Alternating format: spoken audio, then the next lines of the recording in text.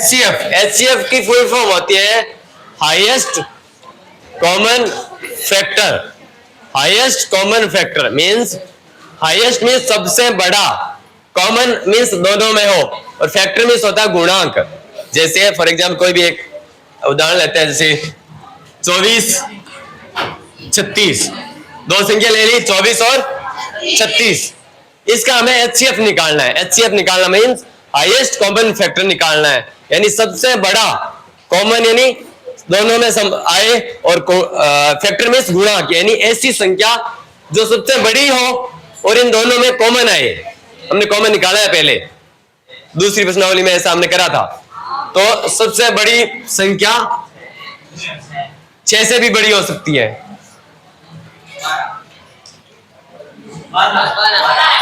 है ना? 12 एक ऐसी संख्या है जो इसमें भी आती है, 24 में आती है ना, 12×24, और 36 में भी आती है, 12 या 36। तो ये 12 क्या हो गया, इसका HCF हो गया। समझ में आया? अगर समझ में नहीं है, समझ में? चॉकलेट खा रही थी बस, ध्यान से देखना दोबारा कि जैसे 24 और 36 है, 24 और 36 है, तो 24 से गुणनखंड करते हैं तो कैसे करते हैं? 2 गुणा 2 गुणा 2 गुणा 3, ये बाजी गुणनखंड करते हो ना, तो ऐसे ही होता है। 36 का करते हैं तो कैसे करते हैं? 2 का अगर 18, 2 का अगर 9, 3 का अगर 3, 9 और 3, ये होता है। अब इसमें देखो ऐसी संख्या बताओ जो दोनों में आए, ये तो है कॉमन फैक्टर है जो दोनों में हो। क्या है? 2 है, ये लो 2 लिख दिया, वापस और 2 आ रहा है, ये लो 2 लिख दिया, ये 3 आ रहा है, ये 3 लिख दिया। अब ये सेम नहीं है ना, तो इनको नहीं लिखेंगे। ये हो गया HCF। कितना आया? 2 2 4 3 12, ये आ गया HCF। यही होता है बस। एक तो ये तरीका है, एक और तरीका है यूक्लिड विभाजन प्रमेय से। ये तो कैसे निकाला हमने? अभाज्य गुणनखंड करके ऐसे निकाला ना। इसमें एक दूसरी विधि है यूक्लिड प्रमेय, उससे हम करते हैं। HCF ऑफ 24 36 कितना आएगा? 12 आएगा। हम ये यूक्लिड विभाजन प्रमेय से हम देखते हैं कि 12 कैसे आता है। देखो पहले लिखते हैं यहाँ पे हम 36, कितना लिखते हैं? क्यों लिखा है? क्योंकि जो सबसे बड़ी संख्या होना है वो लिख देते हैं, दोनों में से जो बड़ी संख्या वो लिख दी। ध्यान देना, समझना, बराबर इसके बराबर में लिख देंगे हम 24, लिख दिया, 24 लिख दिया। अब 24 को मैं कितने से गुणा करूं कि 36 से ज्यादा नहीं जाना चाहिए? बस बताओ कितने से गुणा करूं? 1 से गुणा करूंगा। अगर 2 से कर दिया तो 24 दूनी 48 ज्यादा होगी ना, तो 1 से गुणा करूंगा मैं। तो 1 से गुणा तो कर दिया, लेकिन 36 तो नहीं बनी ना पूरी। तो 24 को 1 से गुणा करा तो 24, पीछे कितना और बच गया?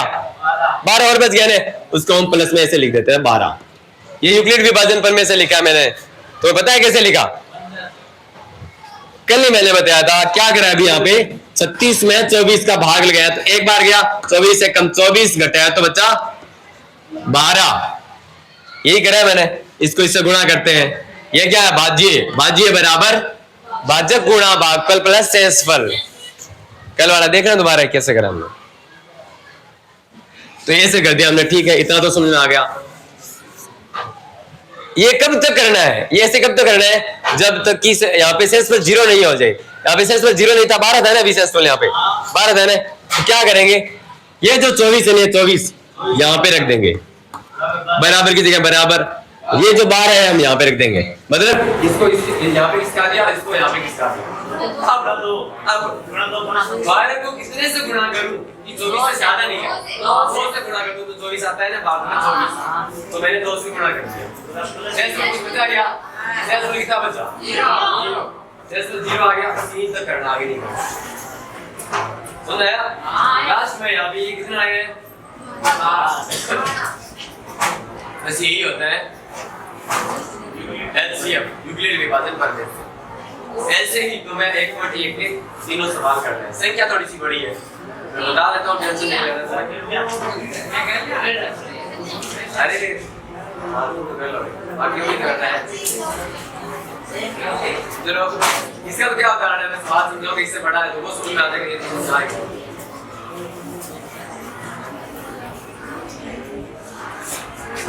पहला सवाल है, पहले का पहला है 135 और 225 एलसीएम निकालना है। एलसीएम निकालना किसका? 135 और 225 का एलसीएम निकालना है। कितना आएगा भाई? ये निकालना है। क्या करेंगे? सबसे बड़ी संख्या है, दोनों में से बड़ी संख्या को पहले लिख लेते हैं। कौन है बड़ी? 225 यहाँ पे लिख लिया, बराबर यहाँ पे लिख लेते हैं 135।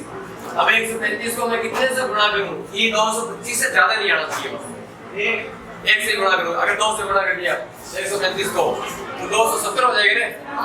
कैसे? पहली दो 70 तो 100 का डबल 200, 270 हो गया ना, तो ज्यादा हो गया। कितने से गुणा करूंगा? 1 से गुणा कर दिया तो 135 तो आ गया, लेकिन 225 के बराबर भी छोड़ना है। ये तो 135 हुआ है, इसमें कितना और जोड़ू? 90 जोड़ेंगे। क्या बता? 90 जोड़ेंगे। जिसको नहीं पता है वो देखिए क्या करें हमने, क्या करें? 225 में 135 का भाग लगाए 1 का, 135 घटाया कितना है? 90 है। ये करें, इसको इससे गुणा करते हैं, ये जोड़ते हैं। मैंने बहुत बार बताई है, याद है? बहुत थोड़ी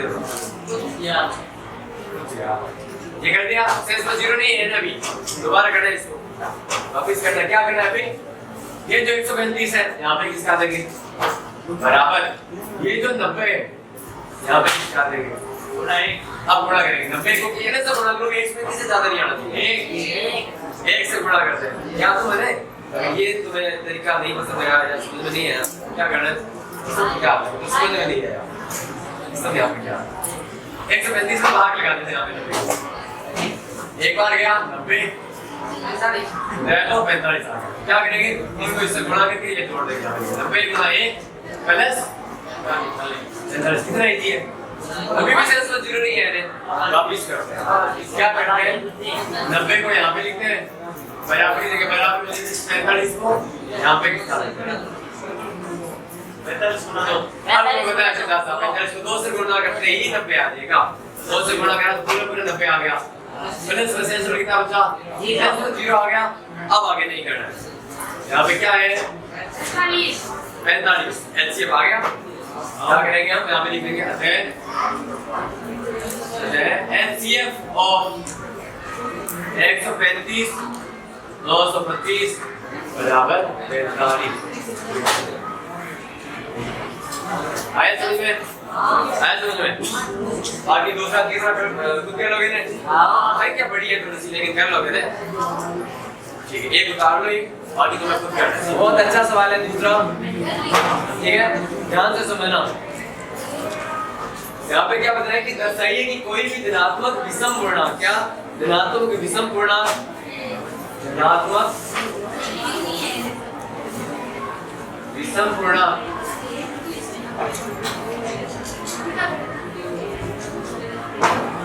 q plus 1 q plus 3 q plus 5 के रूप का होता है, जहाँ q कोई पूर्णांक है। इसको हम दर्शाएंगे, सिद्ध करेंगे यूक्लिड विभाजन पढ़ने से कि यहाँ पे ये प्रश्न जो सवाल में क्या है, अगर कोई भी धनात्मक विषम पूर्णांक है, विषम पूर्णांक वो इस प्रकार का होगा। इस प्रकार का कैसे होगा अभी बताता हूँ कि यूक्लिड विभाजन पढ़ने से क्या लिखते हैं हम?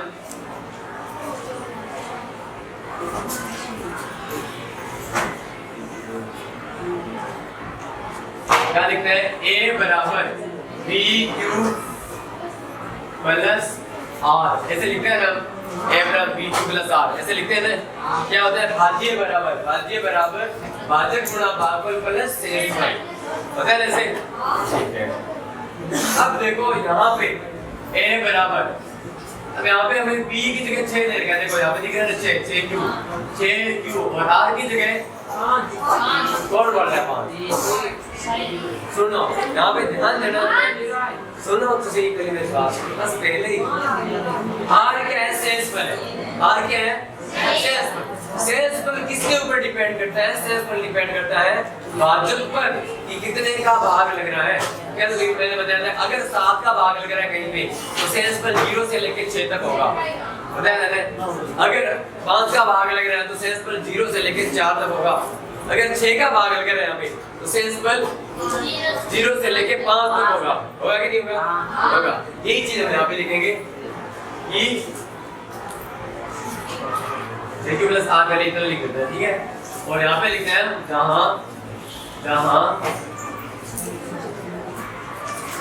आर बराबर 0 हो सकता है, सेंस पर 0 हो सकता है ना, 6 का भाग लगे तो 6 का भाग लगे तो सेंस पर 1 हो सकता है, 2 3 4 5 और 6 भी हो सकते हैं, से कम जितने का भाग लगे उससे 1 कम होता है, ठीक है। ये हो सकता है। अब हम करेंगे क्या, हमें यहाँ पे बोल रहे हैं कि सेंस पर 1 है, यहाँ पे बोल रहे हैं कि सेंस पर 3 है, और यहाँ पे बोल रहे हैं कि सेंस पर 5 है। सिर्फ 2 की बात नहीं कर रहा है, क्यों नहीं कर रहा है अभी देखना। पहले मैं यहाँ पे लिखता हूँ जब r बराबर 0, क्या जब r बराबर 0 हो। आज ये 500 मान एक रख के चेक करेंगे, ये 100 मान एक रख के चेक करेंगे। जब पहले क्या रख लेते हैं, r बराबर 0 रख लेते हैं तो a बराबर क्या हो जाएगा 6q + 0 हो जाएगा ना, r की जगह 0 रख लिया यहाँ पे, उसको समीकरण 1 दे देते हैं। 6q + 0 हो गया ना, r की जगह 0 रखा है, सेंस पर 0 हो सकता है, ठीक है। ये क्या हो गया, a बराबर 6q हो गया, 0 जोड़ने में कोई फर्क नहीं पड़ा, a बराबर 6q। 6q सम है या विषम है, कौन बता सकता है? सम है। देखो हमें नहीं पता इसलिए बोल दो ना नहीं पता, तो सुनो इसको पता है बहुत बढ़िया। सम का कैसे पता चलता है कि अगर कोई संख्या है उसके गुणा में 2 है, उसके गुणा में 2 है वो सम होती है, या अगर उसमें 2 का भाग जा रहा है, कोई संख्या उसमें 2 का भाग जाता है तो होते हैं ना वो सम, मुझे पता है। तो अगर मैं इसको 2 का भाग करने नहीं बता दूं, मैं बता दूं इसमें 2 का भाग जा रहा है, तो तुम बोलोगे हाँ ये सब। मैं क्या करता हूँ, इसको गुणन करता हूँ, 6 का टुकड़ा करता हूँ 2 × 3, और मैं इसको ऐसे लिख सकता हूँ 2 × 3, ऐसे लिख सकता हूँ ना। अब मैं बता सकता हूँ ये सम है, क्यों? क्योंकि इसमें 2 का भाग जा रहा है, लगा के चेक कर लो 2 × 3, क्योंकि इसमें 2 का भाग जा रहा है ना, तो पूरा भाग जा रहा है, इसका मतलब ये संख्या क्या है, सम है। ये संख्या क्या होगी, सम होगी, ठीक है। हमें क्या है सवाल में सम होगी, समय पे पता करना है, तो सम 0 का क्या, तो क्या आगे संख्या सम है, ठीक है, ठीक है। r बराबर हम 1 रखते हैं, क्या r बराबर 1 हो तो रखते हैं यहाँ पे r बराबर 1, a बराबर 6q + r की जगह कितना 1 रखना है, 1 रख लिया। अब हमें पता है अभी हमने सिद्ध करा कि ये तो सम है, ये सम है ना, ये सम है। a बराबर ये क्या है, तो मैं ऐसे लिख दूं है ना, ये सम है, लेकिन सम में जैसे हम 1 जोड़ते हैं तो भी सम होते हैं। जैसे 4 सम है, 4 क्या है सम है, इसमें जैसे हम 1 जोड़ा तो 5 सम हो गई है। अब इसमें हम क्या बोलेंगे, ये क्या है, ये संख्या क्या है विषम, अरे विषम अभी मैंने विषम है, विषम है, ठीक है। r बराबर 2 रखते हैं, r बराबर 2 रखते हैं, a बराबर 6q + 2। अब हमें पहले तो पता है, पहले से पता है कि ये विषम है, जैसे आगे एक और जोड़ा तो ये सम होगी, लेकिन दर्शाना है इसको सम कैसे दर्शाएंगे, इसको कुछ आइडिया है? हाथ खड़े कर सकते हो, बोलना नहीं है, शक्ति बता क्या करेंगे, बस खाली हाथ खड़ा करेंगे, देखो हाँ बता दर्शाना था, वो तुझे दर्शा दिया। मेरे को क्या करता हूँ, 2 कॉमन लेने की कोशिश करता हूँ यहाँ, इसलिए इसमें भी मैंने 2 कॉमन लिए, इसमें भी 2, सारों में 2 कॉमन लेना, क्यों? क्योंकि 2 कॉमन लेते तो मुझे पता चल जाता है कि समय है, यहाँ पे 2 कॉमन आ रहा है पूरा, यहाँ पे क्या होता है 3q + 1 बच गए, 2 कॉमन लिया था, बच गए थे। जब किसी से पूरा 2 कॉमन आता है तो वो सम होती है, अभी मैंने बताया तो समय नहीं, तो ये संख्या क्या हो गई, सम हो गई। अब मैं क्या करता हूँ, a बराबर जब r बराबर 3 हो तो, r बराबर 3 हो तो ध्यान से देखना, ए बराबर JQ प्लस 3। अब क्या करेंगे तो क्या करेंगे क्या 3 को लेंगे हमें 3 के मतलब ही नहीं हमें तो सब पता करिए तो सब पता कैसे करते हैं 2 कॉमन लेंगे। अब इसमें 2 कॉमन ले सकते हैं इसमें ले सकते हैं 2 कॉमन ले सकता हूँ मैं क्या करता हूँ इसको 3 का टुकड़ा कर देता हूँ मैं 2 + 1 लिख सकता हूँ मैं इसको देख सकते हो 2 + 1 लिख दिया मैंने तो यहाँ से मैं कॉमन ले लूँ मैं क्या करता हूँ मैंने यहाँ नीचे इसको नीचे वाली से a बराबर 6q प्लस ये क्या हो गया इसको मैं 2 + 1 लिख सकता हूँ वैसे 3 का 2 + 1 लिख सकता हूँ ना सोच रहे कैसे लिख सकते वेरी कुछ लिख सकता हूँ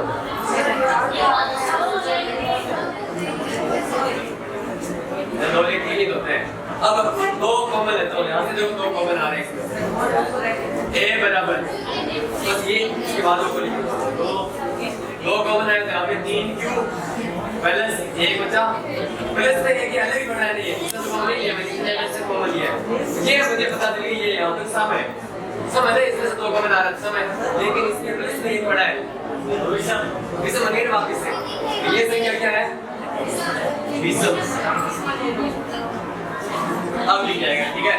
अब यहाँ पे लिखता हूँ मैं r बराबर 3 तक ले लिया r बराबर 4 लेता हूँ 4 लेता हूँ ये विषम आगे बढ़े मुझे पता है सम आएगी पहले लेकिन दर्शाना पड़ेगा उसको करना पड़ेगा यहाँ पे a बराबर 6q प्लस r की जगह कितना लिखे 4 2 कॉमन करना है r बराबर कॉमन a बराबर 2 कॉमन लिया 3q प्लस 2 क्या हो अब नीचे बैठ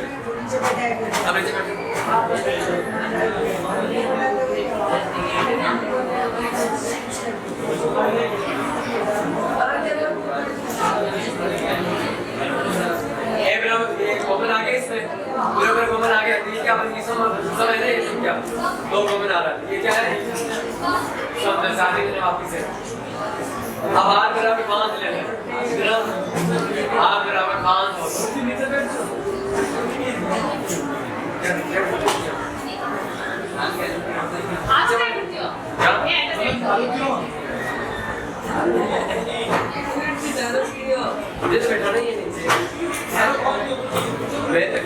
इसी में तो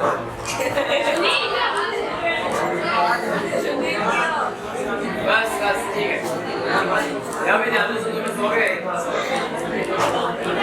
चुप रहो ऐसे तो नहीं होगा a बराबर 6q प्लस 5 अब इसमें भी कॉमन लेने लायक बनाना है यहाँ से 4 में से 1 कर लेते हो 5 को 4 में से 1 क्योंकि 4 में से ना 2 कॉमन आते हैं a को अलग रख देंगे a बराबर 6q प्लस 4 प्लस 1 a बराबर 2 कॉमन लिया यहाँ पे 3q प्लस 2 प्लस में 1 बढ़ाया देखिए ये भी समझ गए वापस क्योंकि इसमें तो पूरा कॉमन आ रहा है ये सब है लेकिन जैसे इसमें 1 जुड़ा हुआ ये विषम बन गई ये क्या है विषम सवाल में क्या पूछा है देखो ऋणात्मक विषम गुणा ये होते हैं 6q + 1 6q + 3 6q + 5 विषम कौन से हैं देखो विषम ये देखो ये विषम 1 6q + 1 विषम है ना विषम और कौन सा ये 6q + 3 6q + 3 विषम है ना और कौन सा विषम 6q + 5 है ना विषम समझ आया अब लास्ट में क्या लिख रहे हैं अतः ऋणात्मक विषम ऋणात्मक 6q + 1 6q + 3 6q + 5 है बस सही है ना ठीक है। तीसरे सवाल में है कि किसी परेड में 616 सदस्यों वाली एक सेना की टुकड़ी को 32 सदस्यों वाली एक आर्मी बैंड के पीछे मार्च करना है। दोनों समूहों को समान संख्या वाले स्तंभों में मार्च करना है। उन स्तंभों की संख्या अधिकतम संख्या क्या है जिसमें मार्च कर सकते हैं। तो इसमें ज्यादा कोई समझने वाला है नहीं, सिंपल सा इसका HCF ज्ञात करना है बस। जैसे यहाँ पे 2 संख्या दे रखी है, एक 32 और एक 616, इसका हमें HCF ज्ञात करना है। HCF ज्ञात करने की 2 विधियां हैं, कोई दिक्कत है? HCF ज्ञात करने की 2 विधियां हैं। एक यूक्लिड विभाजन प्रमेय से वैसे करते हैं हम, और एक करते हैं हम अभाज्य गुणनखंड विधि से, वैसे भी करते हैं हम। तो अभी हम यूक्लिड विभाजन पर में से करेंगे HCF।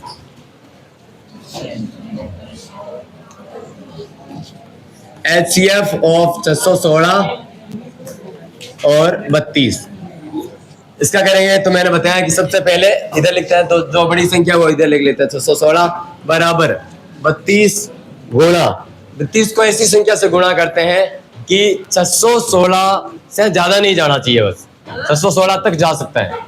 तो 32 को गुणा करते हैं। तो ऐसे हमें छोटी संख्या होती है तो हम जल्दी से बता सकते हैं, फट से बता देते हैं, लेकिन जब बड़ी संख्या होती है तो पता नहीं चलता। तो क्या करते हैं हम यहाँ पे 616 में 32 का भाग ले लेते हैं, भाग दे देते हैं, तो पता हम चल जाएगा कि क्या कितनी संख्या आ जाएगी। तो एक बार जाएगा 32 दूनी 64, तो ज्यादा हो गए, एक बार गया 32 से कम 32, घटाने पे 11 में से 2 गया 9, और 5 में से 3 गया 2, 29 आगे उतारा 6, तो 296। अब लगभग जाएगा ये कितनी बार देख लेते हैं। 9 का लगाते एक बार देख लेते हैं, ठीक है। 9 दूने 18 को 8 हाथ से लगी 1, 9 3 27 और 1 28, 4 है ना। 18 को 8 हाथ से लगी 1, 9 3 27 और 1 28, 9 बार जा रहा है, तो पीछे से 18 में से 16 में से 8 गया 8। तो इसको मैं क्या करूंगा 32 गुणा 19 करूंगा मैं, प्लस में कर दूंगा मैं 8, ये करते हैं हम। तो 32 गुणा 19 प्लस में कर दिया हमने 8। शेष पर 0 आए तब तक हमें ये चीज करते रहनी है। तो ये 32 है वो इधर किसका देंगे यहाँ पे, बराबर 19 है वो यहाँ पे किसका देंगे 19 किसका देंगे यहाँ पे, ऐसे होगा क्या, ऐसे होगा। तो फिर ध्यान दिया करो। तो 8 एक जने ने बोला, बस बाकी तो बैठे हैं ऐसे कर रहे हैं, ठीक है आगे 8। अब हमें सीधा सा पता है, क्या पता है कि 32 कब आता है, 8 को गुणा कितने से गुणा करेगा 32 आ जाए, 4 से गुणा करने पे आता है। तो शेषफल कुछ नहीं रहेगा 0, ठीक है। तो ये हो गया इसका HCF, यानी HCF 616 और 32 बराबर हो गया 8। ऐसे ही करना है, इसको उतारना तो है नहीं, इसमें क्या उतारना है। अगर यही जिसकी किसी की अगर उतारने की इच्छा है तो बताओ किसकी इच्छा है, कोई है?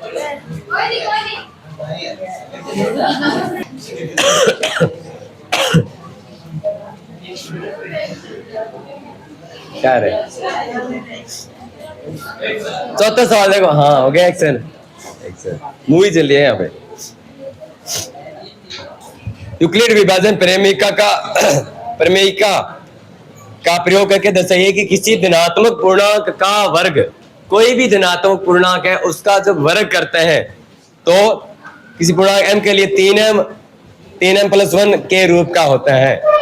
तो इसको कुछ समझ में नहीं आ रहा ना, क्या करना है इसमें एक संकेत दे रखा है, उसको पढ़ो। क्या दे रखा है कि यह मान लीजिए कि x कोई धनात्मक पूर्णांक है, तो चलो मान लेते हैं, माना धनात्मक पूर्णांक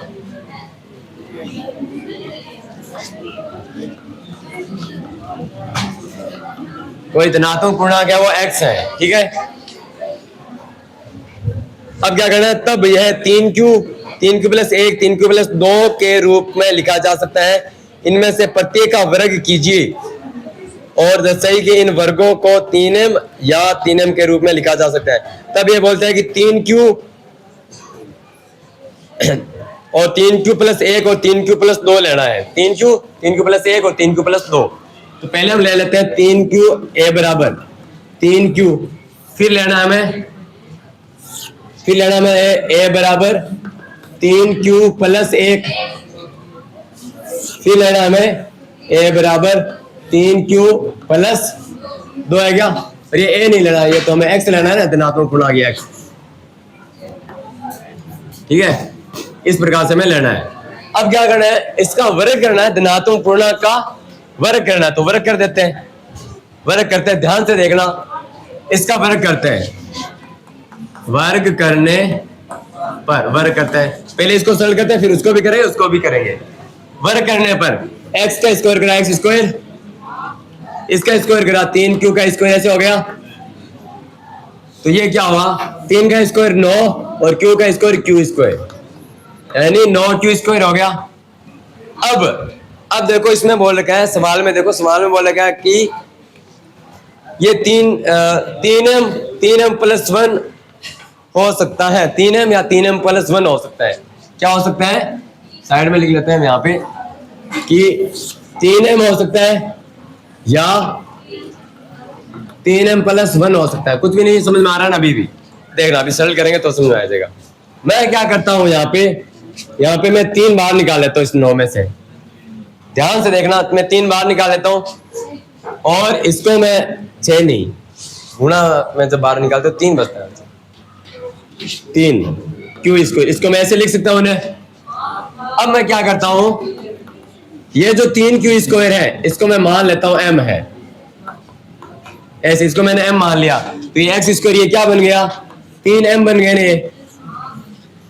इस 3q स्क्वायर की जगह मैंने क्या करा, m मान लिया, m मान लिया, तो ये क्या बन गया 3 और ये m, 3m बन गया ने, 3m बन गया ने। ठीक है, इसको पढ़ लेते एक बार। ऐसे इसका भी वर्ग करते हैं, तो वर्ग करने पर x का वर्ग करा x स्क्वायर बराबर इसका वर्ग करते हैं, तो ऐसे करते हैं ना, 3q प्लस a का पूरे का वर्ग करते हैं ना, ऐसे होल स्क्वायर करते हैं वर्ग। ये सर्वसमीका पढ़ी है तुमने, पहली सर्वसमीका a प्लस b का होल स्क्वायर क्या होता है, किस किस को पता है, बोलना नहीं है, जिसको पता है हाथ खड़े करो। a प्लस b का होल स्क्वायर याद, ये जिसको सरल करना आता है बस।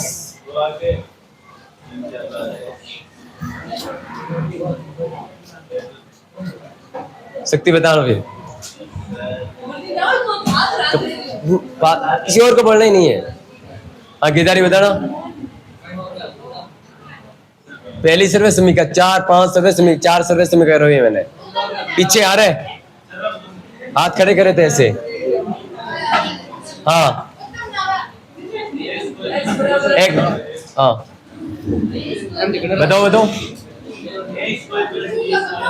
बताओ तो। चलो इधर देखो, मैंने बताया था कि जब a प्लस b का होल स्क्वायर होता है, यहाँ पे देखना है अभी, ठीक है, तो a square plus b square plus 2ab होता है ऐसे। पहले इसका स्क्वायर प्लस में इसका भी स्क्वायर प्लस 2 से गुणा करके इन दोनों को आपस में गुणा करते हैं, तो 2ab। बहुत बताया मैंने दूसरी प्रश्नावली में ऐसा। ऐसे इसमें क्या करेंगे, बातें तो नहीं करनी है, तो पहले इसका स्क्वायर कर देते हैं, 3q का होल स्क्वायर कर दिया प्लस इसका भी स्क्वायर कर दिया, फिर 2 से गुणा करके क्या करते हैं, एक में थोड़ा इधर लिखता हूं मैं, 3q का स्क्वायर कर दिया प्लस a का स्क्वायर कर दिया प्लस 2 से गुणा करके इसको आपस में गुणा कर देते हैं ना, 2 से गुणा करके 3q और गुणा कर दिया 1 से, ठीक है। तो x स्क्वायर बराबर क्या हुआ, ये 3q का स्क्वायर 9q स्क्वायर बन गया, ये 9q स्क्वायर प्लस a का स्क्वायर 1 प्लस 3 दूने 6q, ऐसे बन गया ना, ये बन गया ऐसे। अब मैं क्या करता हूं यहाँ पे, किसी को आइडिया क्या करूंगा, किसी को आइडिया है क्या कॉमन लेंगे,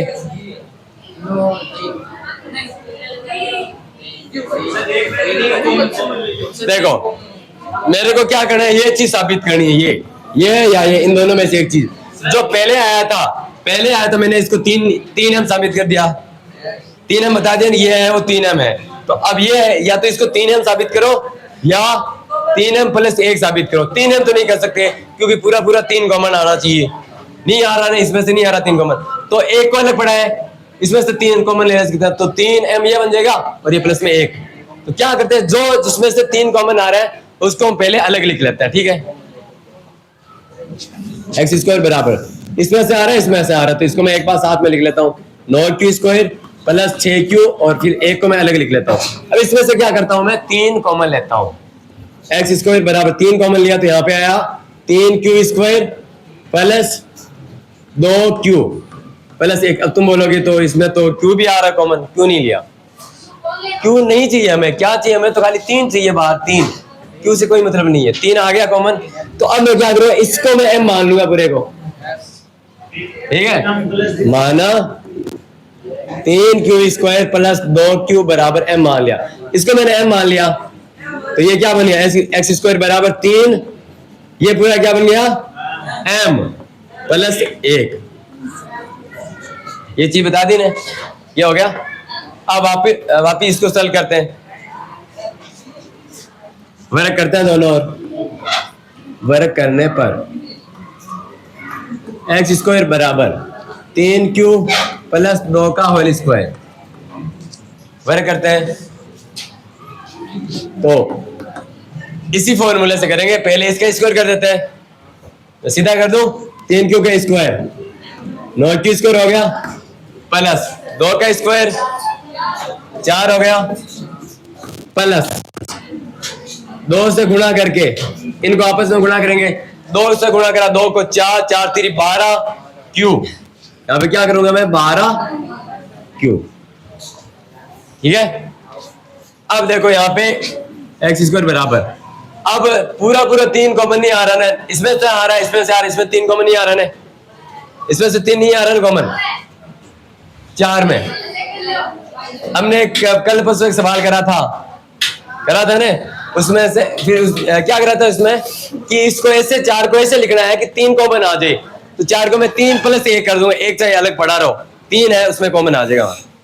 तो क्या करूंगा, 9q² प्लस 12q लिखता हूं, प्लस में इसको मैं क्या करता हूं, 3 प्लस 1 कर लेता हूं और यहां से इसमें से मैं 3 कॉमन ले लेता हूं, ठीक है? x² बराबर 3 कॉमन लिया तो यहाँ पे 3q² प्लस 4q प्लस 1, यहाँ पे प्लस में 1 पड़ा है। अब इसको मैं क्या करूंगा, क्या करेंगे, इसमें क्या कर रहे थे, इन दोनों में क्या कर रहे थे, m माना था ना, तो इसको मैं m मान लूंगा। मैं माना 3q² प्लस 4q प्लस 1 बराबर m, तो x² बराबर हो गया 3, ये पूरा m मान लिया तो 3m प्लस ये 1। तो सवाल में यही बता रखा है कि कोई एक धनात्मक पूर्णांक होता है, जब उसका हम वर्ग करते हैं तो 3m या 3m प्लस 1 के रूप का होता है। देखो ये कोई धनात्मक पूर्णांक लिया था हमने x, और इसका क्या करा हमने, वर्ग करा है। जब इसका वर्ग करा तो देखो 3m आ गया, ये हमने अभी सरल करा है। वर्ग करा तो 3m प्लस 1 आ गया, 3m प्लस 1 आ गया, इसके अलावा नहीं आ सकता, ठीक है? इसको बताऊं क्या मैं अभी एक और उदाहरण देके, देखो कोई भी धनात्मक पूर्णांक लो, कोई भी धनात्मक पूर्णांक, जैसे कोई भी एक संख्या ले लो, कोई भी संख्या बता दे मेरे को, छोटी सी, क्या संख्या, ये बोल रहे हैं s, कोई भी एक संख्या, छोटी सी संख्या बता दो, जैसे 4 5, ठीक है? वो बोल रहा है 5 संख्या ले ली, क्या ले लिया, 5 ले लिया। इसका क्या करोगे, वर्ग करो, क्या करोगे, वर्ग करो, 5 का वर्ग करो, कितना होता है, 25 होता है ना। 25 को मैं या तो 3m लिख सकता हूं या मैं 3m प्लस 1 लिख सकता हूं। मुझे पता है इसमें से 3 कॉमन नहीं आ रहा, 3 कॉमन नहीं आ रहा, तो मैं इसको 3m नहीं लिख सकता, तो मैं क्या कर सकता हूं, इसको 3m प्लस 1 लिख सकता हूं। कैसे लिखता हूं, 25 है, मैं इसको 24 प्लस 1 लिख सकता हूं ना, इसमें से 3 कॉमन आ रहा है, इसको मैं ऐसे लिख सकता हूं, ऐसे लिख सकता हूं ना, ये देखो 3 और ये m, यहां पे कुछ भी आ सकता है m, तो ये 3m प्लस 1 हो गए ना। कुछ ऐसी भी संख्या आएगी जो 3m बन जाएगी, ठीक है? जैसे मैं लेता हूं 6, क्या लिया मैंने, 6 का वर्ग करो 36 में पूरा 3 कॉमन आ रहा है ना, 3 कॉमन लिया बचा 12, ये 3m के रूप में लिख सकते हैं इसको, आ रहा है समझ में? यही सवाल है। 5वां सवाल ध्यान से देखना, ऐसा ही सवाल है 5वां सवाल। अब इसमें चौथे में क्या करा हमने, वर्ग करा था ना, इसमें बस घन करना है, घन मतलब चौथे में हमने घात 2 करी थी, इसमें घात 3 करनी है और सरल करना है। सरल करोगे तो वापिस यही 9m प्लस 1 9m प्लस 8 के रूप का होगा। चौथे में क्या आया था? 3m और 3m प्लस 1 के रूप का आया था ना। इसमें आएगा 9m प्लस 1, 9m प्लस 8। तो धनात्मक पूर्णांक हमने मान लिया x, ठीक है। और क्या करेंगे हम, इसको भी मैं ऐसे लिख सकता हूँ 3q और 3q प्लस 1, 3q प्लस 1 और 3q प्लस 2। अब इसमें क्या करेंगे हम, सुनो क्या करेंगे, क्या करेंगे इसमें हम घन करेंगे इनका, क्या करेंगे, घन करेंगे। तो इसका हम जब घन करते हैं x बराबर यह है, ठीक है। घन करने पर, घन करते हैं, जब इसका घन करेंगे तो क्या होगा, क्या होगा, 3 का घन कितना होता है? 27 होता है। 3 3 9 9 3 27, 3 का घन यानी 3 गुणा 3 गुणा 3 ये होता है। तो कितना हो गया? 27। और क्यू का घन हो गया क्यूब, ठीक है, क्यू की घात 3 हो गया। अब मेरे को क्या चीज इसमें सिद्ध करनी है, या तो मैं इसको 9m के रूप का लिख सकता हूं, या मैं इसको 9m प्लस 1 लिख सकता हूं, या मैं इसको 9m प्लस 8 लिख सकता हूं। ये चीज लिख सकता हूं, ठीक है। तो अब मैं इसको 9m लिख सकता हूं ना, इसको 9 कॉमन आ सकता है ना यहां से, तो मैं यहां से 9 कॉमन लेता हूं। 9 कॉमन लिया तो यहां पे बचा 3 क्यूब, और यहां पे मैं क्या करता हूं, 3 क्यूब को मैं मान लेता हूं m, माना, ठीक है, ये चीज मान ली। अतः इस धनात्मक पूर्णांक का क्यूब क्या हो गया? 9m हो गया ने, हुआ कि नहीं हुआ? ये हमें सिद्ध करना था, ये हो गया। ऐसे इसका करना है, इसका भी क्या करना है, क्यूब करना है, घात 3 करनी है, करते हैं क्यूब बराबर 3q प्लस 1 का क्यूब करते हैं। क्यूब करने का मतलब क्या होता है कि इस संख्या को 3 बार आपस में गुणा करना है, ठीक है। तो मैं क्या कहता हूँ यहाँ पे 3q प्लस 1, इसकी संख्या क्या होती है, घात किसको आ रही है, किसको आ रही है, किसको आ रही है, बताओ क्या होती है, इसको कैसे बताओ। देखो मैं बता देता हूँ, पहले इसकी घात 3 कर देते हैं, इसकी घात 3 कर देते हैं, प्लस में इसकी घात भी 3 कर देते हैं, प्लस ये जो 3 है यहाँ पे आ जाएगा, और इसका स्क्वायर कर देते हैं और इससे गुणा कर देते हैं। यहाँ से देखना कैसे करना है, इसका स्क्वायर कर दिया और इससे गुणा कर दिया, प्लस 3, इसका स्क्वायर कर दिया और इससे गुणा कर दिया। अगर ये समझ में आए तो ठीक, वरना क्या करना तुम्हें, 3q प्लस 1 का स्क्वायर करना चाहता है तुम्हें, अभी मैंने कहा इसका स्क्वायर प्लस इसका स्क्वायर प्लस 2 गुणा ये गुणा ये जाता है, उसको फिर क्या करना है, 3x प्लस 2 3x प्लस 1 से एक बार और गुणा करना है, ठीक है। x क्यूब बराबर, इसको सरल करा तो कितना आया, 27 क्यूब प्लस इसको सरल करा तो 1 प्लस इसको सरल करा तो 3 का स्क्वायर 9 को ये बात 3 और गुणा होगा 27 क्यूब स्क्वायर को मैंने 27 क्यूब स्क्वायर प्लस 3 को 3 से गुणा करा 9 और ये तो एक रहेगा, एक स्क्वायर 9 को 1 से गुणा करा 9 और ये क्यूब। अब देखो हमें 9 कॉमन लेना है, क्या करना है, वहाँ पे देखो 9 कॉमन लेना है। 9 किसमें आ रहा है, इसमें कॉमन आ रहा है, इसमें कॉमन आ रहा है, इसमें कॉमन आ रहा है, इसमें आ रहा है क्या कॉमन नहीं आ रहा है, तो मतलब इसका सीधा समझ लो ये है कि 9m प्लस 1 बनेगा, इसमें बनेगा, बना देना है। इसमें इनको अलग रख देते हैं और इनको पास पास में रखते हैं, बराबर 27 cube plus 27 cube square plus 9 cube plus 1। यहाँ से हम 3 कॉमन लेते हैं, यहाँ पे बचेगा 9 क्यूब प्लस 3 कॉमन लिया तो 9 क्यूब स्क्वायर प्लस 9 कॉमन लिया तो क्यूब, यहाँ पे 9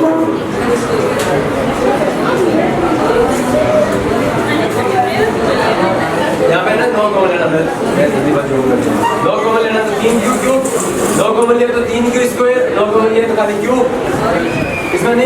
इसको एक अलग ही लिख देता है। इसको मैं क्या करूंगा, m मान लेंगे ना इसको, माना 3m 3q plus 3q square plus q बराबर है। ये क्या हो गया, पूरा हो गया। इसको मैं क्या लिख सकता हूँ, 9m प्लस a। ऐसे कर दिया मैंने। ऐसे ही तुम्हें इसका वर्क करना है आगे। इसका सम करोगे ना तो क्या होगा, तो मैं सीधा सा मैं बता देता हूँ। 2 का क्यूब करोगे ना, 2 का क्यूब कितना होता है, 2 का क्यूब 8 होता है। मतलब ये वाली चीज बनेगी, देख लेना, ठीक है, ये वाली चीज बनेगी। तो कर सकते हो ना ऐसे, कोई दिक्कत नहीं है, कर लोगे। 2 मैंने करवा दिया, एक तुम खुद कर लोगे, ठीक है। ये इतना सा उतार लो जल्दी से।